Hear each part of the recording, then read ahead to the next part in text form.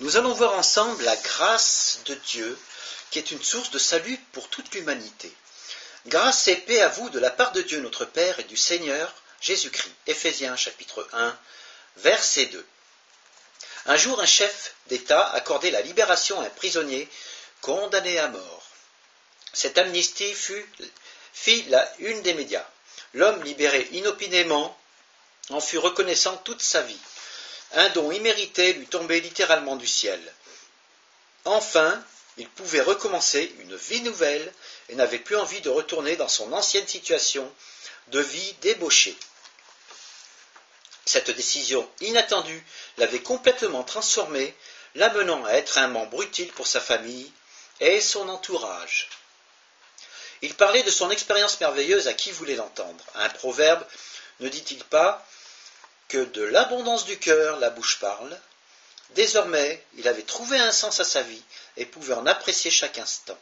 Ce fut non la prison, mais une grâce présidentielle inespérée qui conduisit cet homme dépravé à une transformation complète et totale. Il y a plus de 2000 ans, il s'est passé dans notre monde une histoire analogue, mais combien plus merveilleuse encore. Non seulement un prisonnier, mais toute l'humanité a été graciée par un acte d'amour inconditionnel. Et ce ne fut pas la grâce d'un chef d'État, mais celle de Dieu manifestée par Jésus-Christ, annoncée plusieurs siècles auparavant, Ésaïe chapitre 53. Ce Messie à venir de l'Ancien Testament accepta de vivre la condition humaine et toutes les souffrances d'ici-bas afin de libérer l'homme de l'esclavage du mal. La grâce, faveur imméritée, de Dieu est la seule source de salut pour tous les hommes. Tite chapitre 2, verset 11. Elle exclut le désir de justice par les œuvres et transforme miraculeusement tous ceux qui décident de l'accepter. Le salut de l'homme résulte uniquement de la grâce de Dieu, il faut le savoir. Concept humainement inconcevable, par amour pour ses créatures vouées à la perdition éternelle, Jésus-Christ, Fils de Dieu, devenu Fils de l'homme, s'est dépouillé de tout, même de sa propre vie, afin de les sauver. Autrement dit, il a pris sur lui le châtiment que l'humanité aurait mérité à cause de son péché. Il a ainsi accepté la mort la plus atroce, celle de la croix, pour payer le prix des transgressions des hommes. Mais la mort étant le salaire du péché, selon les Écritures, ne pouvait le retenir dans la tombe, lui qui était parfaitement innocent. C'est pourquoi Dieu l'a rendu à la vie, et en même temps tous ceux qui acceptent sa grâce. Dans sa lettre aux Éphésiens, Paul explique justement comment Dieu arrache ses créatures à la mort spirituelle. Autrefois, vous étiez spirituellement morts à cause de vos fautes, à cause de vos péchés. Mais la compassion de Dieu est immense, son amour pour nous est tel que il nous a fait revivre avec le Christ. C'est par la grâce de Dieu que vous avez été sauvés. Dans notre union avec Jésus-Christ, Dieu nous a ramenés de la mort avec lui pour nous faire régner avec lui dans le monde céleste. Par la bonté qu'il nous a manifestée en Jésus-Christ, il a voulu démontrer pour tous les siècles à venir la richesse extraordinaire de sa grâce. Éphésiens chapitre 2, versets 1 à 7. La grâce de Dieu est un concept tellement inouï qu'il semble effectivement dépasser l'intelligence humaine, à tel point que beaucoup d'hommes l'acceptent difficilement. Et pourtant, l'Écriture ne cesse de souligner cet attribut divin qui est en fait le thème principal de l'Évangile. Le mot grâce revient plus de 160 fois dans la Bible. La grâce est l'expression de l'amour de Dieu envers ses créatures. Dieu a tant aimé le monde, écrit l'apôtre Jean, qu'il a donné son Fils unique afin que quiconque l'accepte dans sa vie ne périra point et vivra à jamais. Jean chapitre 3, verset 16. Si à cause du péché tous les hommes méritent la mort, à tous cependant est offerte la grâce d'un Dieu aimant. La dette de chacun a déjà été payée par le Créateur, c'est la bonne nouvelle de l'Évangile. Par sa mort et sa résurrection, 3 jours après, comme il a été annoncé par ses disciples, comme il l'avait annoncé à ses disciples, le Christ a donc sauvé non seulement un prisonnier, mais toute l'humanité. Cette bonne nouvelle a bouleversé la vie des disciples avant que ceux-ci et leurs successeurs la partagent dans le monde entier. Mais est-ce si facile de croire en cette grâce divine? Peut-être quelqu'un mourrait-il pour un homme de bien, mais qui serait prêt à se sacrifier pour des gens de mauvaise vie? Certainement personne.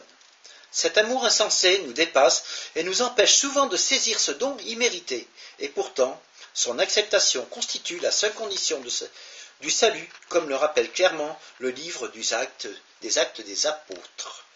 Crois au Seigneur Jésus et tu seras sauvé, et ta famille avec toi. Actes chapitre 16, verset 31. La grâce exclut les œuvres méritoires. Revenons à notre prisonnier condamné à mort et gracié. Il a dû certainement faire un bond en lisant le décret de sa libération. Assurément, il a bien entendu les paroles du directeur de la prison, lui disant de se préparer pour la sortie, et il n'a pas préféré rester dans ce lieu, le privant, comme un esclave, de toute dignité humaine.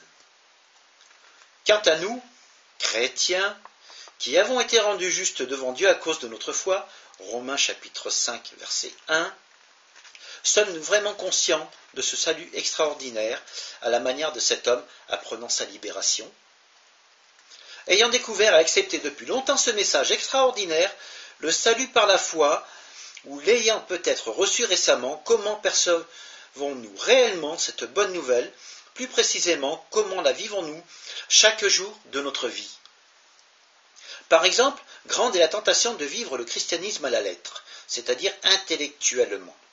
Nous avons bien compris les faits historico-religieux et en sommes même convaincus, mais l'Esprit de Dieu n'a pas réussi à nous transformer complètement. Ou avons-nous peut-être gardé une certaine réserve de petite incertitude?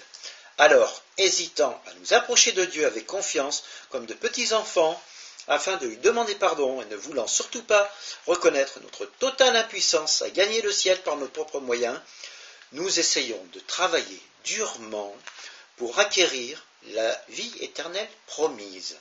Autrement dit, nous écoutons la bonne nouvelle du salut gratuit par la foi en Jésus-Christ, tout en continuant à nous comporter comme des prisonniers, cherchant à mériter une libération déjà promise.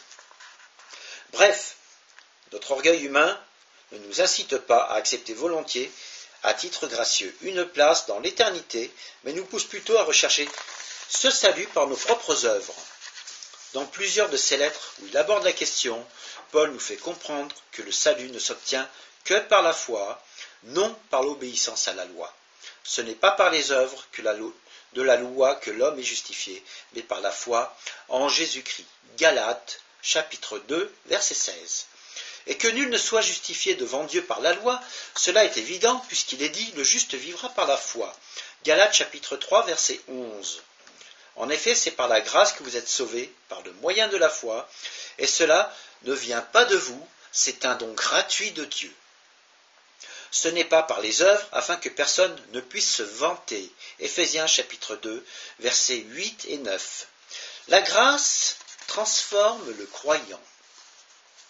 La conséquence naturelle du bénéfice de la grâce chez les chrétiens devrait être la même que pour le prisonnier gracié.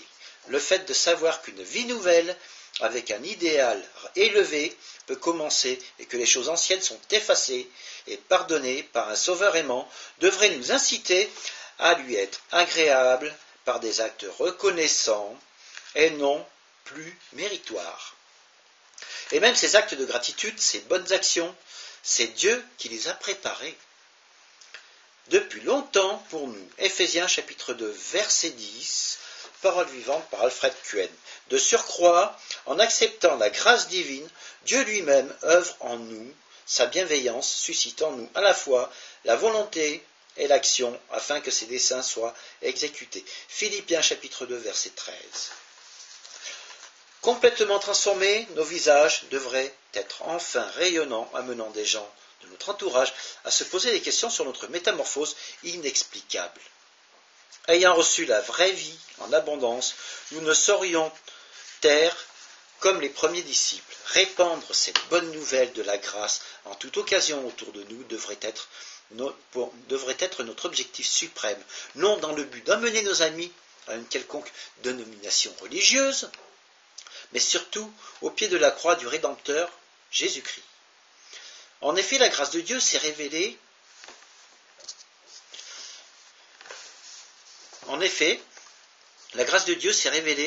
comme une source de salut pour les hommes. Elle s'est levée sur ce monde, illuminant l'humanité entière en apportant à tous la possibilité d'être délivrés du péché. Elle veut nous éduquer et nous amener à nous détourner de toute impiété, à rejeter toutes les passions et convoitises terrestres et à renoncer à la course au plaisir. Elle nous enseigne à vivre dans ce monde présent avec sagesse, réserve et maîtrise de soi, en toute intégrité et honorabilité devant Dieu. Elle remplit nos cœurs dans l'attente ardente de la réalisation de notre bienheureuse espérance. L'événement glorieux de notre grand Dieu et Sauveur Jésus-Christ. Ne s'est-il pas livré lui-même afin de payer la rançon de toutes nos injustices et de nous racheter ainsi de l'asservissement du péché en vue de se créer un peuple purifié du mal qui lui appartienne tout entier et qui se passionne pour l'accomplissement des bonnes œuvres? Tite, chapitre 2, versets 11 à 14.